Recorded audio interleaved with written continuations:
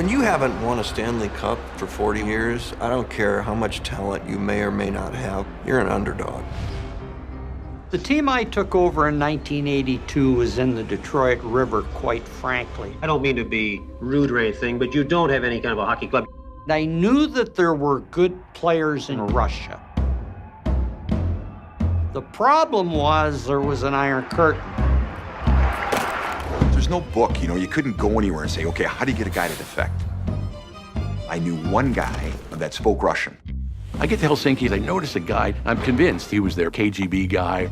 Literally, we're making it up as we went along.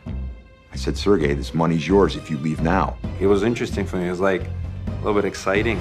My home phone rings, and it's some guy from the State Department. Do you know the whereabouts of Sergei Fedorov? To which I basically said, yes. Very quickly, you're like, hey, this guy's pretty good, One of the most talented players I ever saw in my life. Scotty Bowman knew one thing, that the Russian game is played in 5-man units. First time in NHL history, 5 Russian guys playing in the same unit. I said, let's go. They played a different style. It was keep away. I mean, literally, they would play keep away. No way! What is this, hockey night in Canada or hockey night in Russia? Hasta la vista, baby. People questioned Scotty Bowman. They questioned if we could get it done. They're coming over. They're going to have to play the Canadian way. They're going to have to toughen up.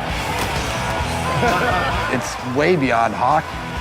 American, Canadian, Swedish, Russian. They're all Red Wings!